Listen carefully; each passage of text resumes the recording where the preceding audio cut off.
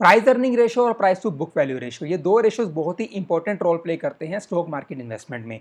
मैं ये नहीं कह रहा हूँ कि आपको सिर्फ इन दो रेशोज के बेसिस पे ही स्टॉक मार्केट में इन्वेस्टमेंट कर देना चाहिए। ऑब्वियसली और भी बहुत सारे फैक्टर्स हैं जिन्हें कंसीडर करना जरूरी है, बट पीई रेशो और पीबी रेशो दोनों रिलेटिवली ज़्यादा इंपॉर्टेंट रोल प्ले करते हैं स्टॉक मार्केट इन्वेस्टमेंट के अंदर। जो मेरी सीरीज़ है हाउ टू पिक स्टॉक्स, उसके सेकंड पार्ट के अंदर मैंने आपको पीई रेशो के बारे में बताया था, जिसका लिंक इस वीडियो के ऊपर डिस्प्ले हो रहा है, और मैं आप सबसे रिक्वेस्ट करूंगा कि उस वीडियो को देखना ना भूलिएगा। और आज फोर्थ पार्ट के अंदर मैं आपको पीबी रेशो के बारे में बताने वाला हूं। देखिए यहाँ पर मैं डीएलएफ कंपनी का एग्जांपल लेके चल रहा हूं, और डीएलएफ कंपनी का जो बुक वैल्यू है वो हमें दे रखा है 108.29 रुपीज़। बुक वैल्यू से हमारा मतलब यह है कि कंपनी जो है उसके पास जितनी भी टेंजिबल एसेट्स हैं, मतलब टेंजिबल जिनको आप टच कर सकते हो, जिनको आप छू सकते हो, अगर कंपनी अपनी सारी की सारी एसेट्स को सेल कर दे और अपनी लाइबिलिटीज़ को पे ऑफ कर दे, तो उसके बाद जो पैसा बचेगा वो शेयर होल्डर्स के अंदर अगर डिस्ट्रीब्यूट किया जाए तो पर शेयर कितना पैसा एक शेयर होल्डर को मिलेगा। तो यहाँ पर बुक वैल्यू आ रही है 108.29 रुपीज़, मतलब एक शेयर के पीछे कंपनी 108.29 रुपये शेयर होल्डर को देने वाली है अपनी लाइबिलिटीज़ को पे ऑफ करने के बाद। जब हम बात करते हैं प्राइस टू बुक वैल्यू के बारे में, तो इसका जो रेशो है, उसका जो फॉर्मूला है वो क्या है, current market price of A share divide by book value of A share. Book value में दे रखी है 108.29 रुपीज़, और जो करंट मार्केट प्राइस है वो है हमारे पास 138.55 रुपीज़, जिसके बेसिस पे हमारी जो पीवी रेशो है वो आ गई 1.28, और जो कि यहाँ पर डिस्प्ले भी हो रही है। इसका मतलब 1 रुपये की नेट एसेट के लिए एक इन्वेस्टर 1 रुपया 28 पैसा देने को तैयार है। आइए समझते हैं इसको शेयर होल्डर के पॉइंट ऑफ व्यू से। मान लीजिए डीएलएफ कंपनी के आपने 10 शेयर परचेज कर लिए, और कल को अगर वो डीएलएफ कंपनी लिक्विडेट हो जाए, अपनी वो सारी की सारी टेंजिबल एसेट्स को बेच दे, और वो जो कैश उसके पास आएगा उससे अपनी लाइबिलिटीज़ को भी पे ऑफ कर दे, तो उसके बाद अगर आपके पास 10 शेयर हैं तो आपको मिलेंगे 1082.90 रुपीज़, अप्रोक्सीमेटली 1083 रुपीज़। लेकिन अगर एट प्रेजेंट आप डीएलएफ कंपनी के 10 शेयर परचेज करना चाहते हो तो करंट मार्केट प्राइस है 138.55, मतलब आपको देना पड़ेगा 1385.50 रुपीज़, मतलब अप्रोक्सीमेटली 1386 रुपीज़ आपको यहाँ पर देना पड़ेगा। अब क्वेश्चन यहाँ पर ये निकल कर आता है कि क्यों एक इन्वेस्टर ज़्यादा देने को तैयार है उस कंपनी को। मतलब कंपनी अगर लिक्विडेट हो रही है तो उसको मिल रहे हैं 1083 रुपीज़, बट आप उसी कंपनी के शेयर को खरीदने के लिए आप देने को रेडी हो 1386 रुपीज़। उसका रीज़न यहाँ पर क्या है कि बुक वैल्यू के अंदर सिर्फ टेंजिबल एसेट्स कंसीडर की जाती हैं, और कंपनी के पास सिर्फ टेंजिबल एसेट्स ही नहीं होती, इंटेंजिबल एसेट्स भी होती हैं। फॉर एग्जांपल गुडविल है, पेटेंट्स हैं, ब्रांड इमेज है, इन्वेस्टर्स का परसेप्शन है, जिन्हें इस फॉर्मूला में कंसीडर नहीं किया गया है। तो ये सब फैक्टर्स भी इन्वेस्टर अपने माइंड में रखते हैं, और इसी के बेसिस के ऊपर वो ज़्यादा इन्वेस्टमेंट करने को तैयार हो जाते हैं, मतलब वो एक शेयर के लिए ज़्यादा पैसा देने को रेडी हो जाते हैं। जब भी आप किसी कंपनी के अंदर इन्वेस्टमेंट करने का प्लान करें और आप उस कंपनी की अगर पीबी रेशो को देख रहे हैं, तो आप पीयर कंपैरिजन जरूर करें। पीयर कंपैरिजन से मेरा मतलब ये है कि एक इंडस्ट्री में और भी फर्म्स हैं जो similar kind of product provide कर रही हैं, उनका पीबी रेशो भी देखिए। अगर मैं डीएलएफ का कंपैरिजन करना चाहूँ तो हमारे पास गोदरेज प्रॉपर्टीज़ है, ओबरॉय रियलिटी है, फ्यूनिक्स मिल्स है, प्रेस्टीज एस्टेट्स हैं। अगर हम सभी के पीबी रेशो को देखें तो क्या करेंगे, देखिए यहाँ पे दो एरोस में दिख रहा होगा, सीएमपी का मतलब है करंट मार्केट प्राइस, और दूसरे एरो में क्या है, बुक वैल्यू। हम फॉर्मूला पुट करते हैं पीबी रेशो का, और डीएलएफ का पीबी रेशो आ गया 1.28, गोदरेज का कितना आया 4.44, ओबरॉय रियलिटी का 2.11, फिनिक्स का 3.12, और प्रेस्टीज का आया 1.30। अब अगर आप यहाँ पे देखेंगे कि अगर आपने रियल एस्टेट में ही इन्वेस्टमेंट करना है तो आई थिंक गोदरेज जो है वो काफ़ी अच्छा है, उसका पीबी रेशो काफ़ी ज़्यादा है। तो इस तरह का कंपैरिजन जरूर कीजिए जब आप अपनी इन्वेस्टमेंट किसी भी फर्म में करने का प्लान करें।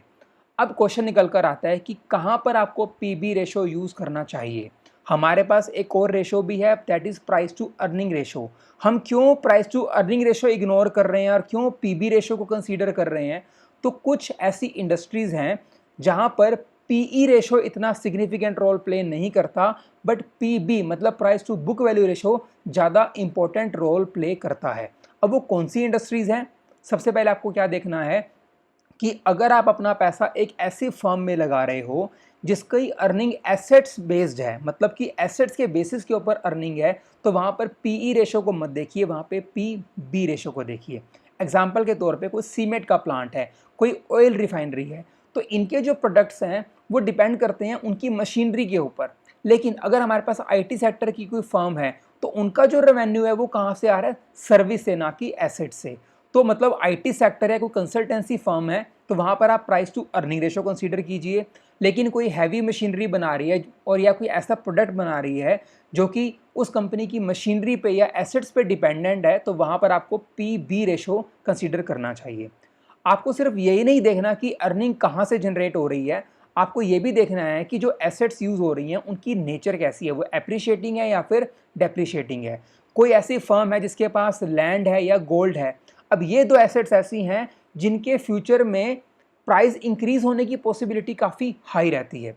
लेकिन एक फर्म ऐसी है जिसके पास एसेट्स तो हैं लेकिन वो प्लांट एंड मशीनरी है, अब इनकी जो फ्यूचर में वैल्यू है वो डाउन जाती है। क्यों? क्योंकि लगातार यूज़ होने से एक तो वो डेप्रिशिएट हो जाती हैं, कई बार नई टेक्नोलॉजी आ जाती है तो आउटडेटेड हो जाती हैं, इसलिए उनकी वैल्यू भी क्या हो जाती है, कम हो जाती है। तो आपको सिर्फ एसेट्स बेस रेवेन्यू को ही नहीं देखना, आपको नेचर ऑफ एसेट्स को भी कंसीडर करना है।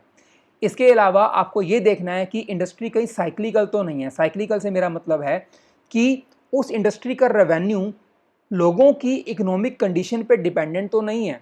मतलब एक कस्टमर है, एक जो आम पब्लिक है, अगर उनकी इकोनॉमिक कंडीशन अच्छी होगी तो कंपनी का रेवेन्यू इंक्रीज होगा, अदरवाइज नहीं होगा। फॉर एग्जांपल हम कार्स की बात कर लेते हैं, ऑटोमोबाइल इंडस्ट्री की बात कर लेते हैं।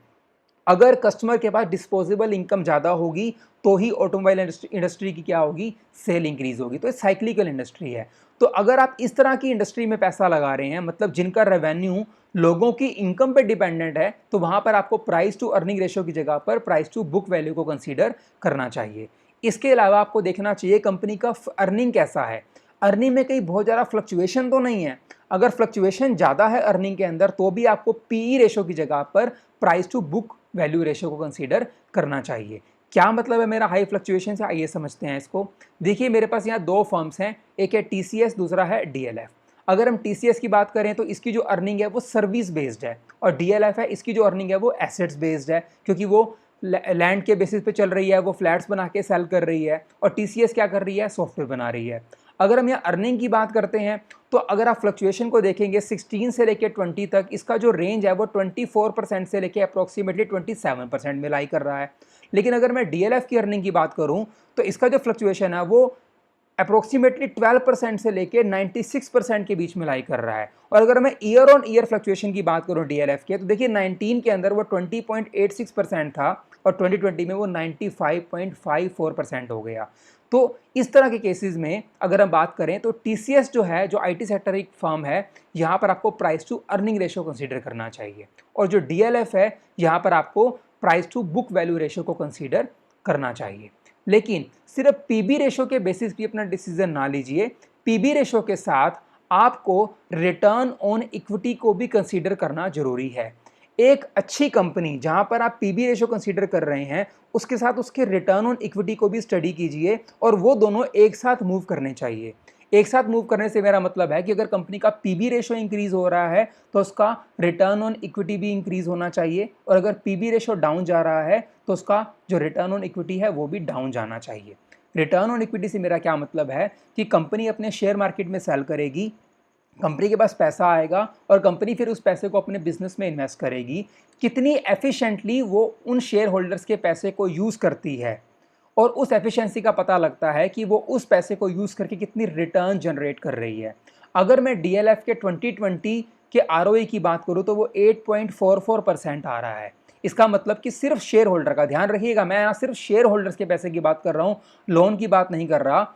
इसका मतलब यहाँ पर यह है कि डीएलएफ सिर्फ शेयर होल्डर्स के पैसे को यूटिलाइज करके 8.44% की रिटर्न को जनरेट कर रही है।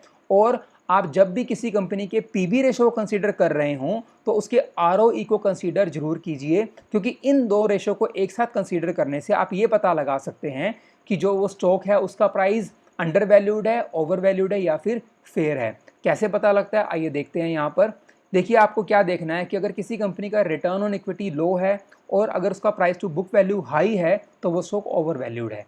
सिमिलरली अगर मैं इसको उल्टा कर देता हूँ, अगर price to book value low है और रिटर्न ऑन इक्विटी हाई है तो हम क्या कहेंगे, वो अंडर वैल्यूड है।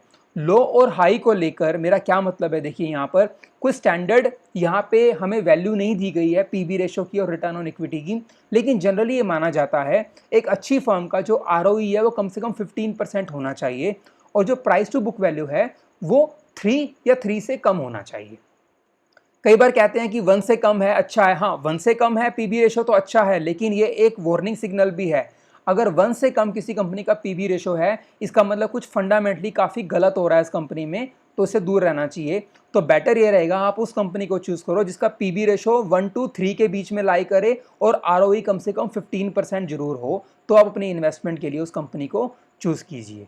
तो यही मेरा टॉपिक था आज का पीबी रेशो के ऊपर। आई होप आपको ये वीडियो काफ़ी अच्छा लगा होगा, तो इसको लाइक एंड शेयर करना ना भूलिएगा और मेरे चैनल को सब्सक्राइब जरूर कर लीजिएगा। Thank you so much for watching this episode.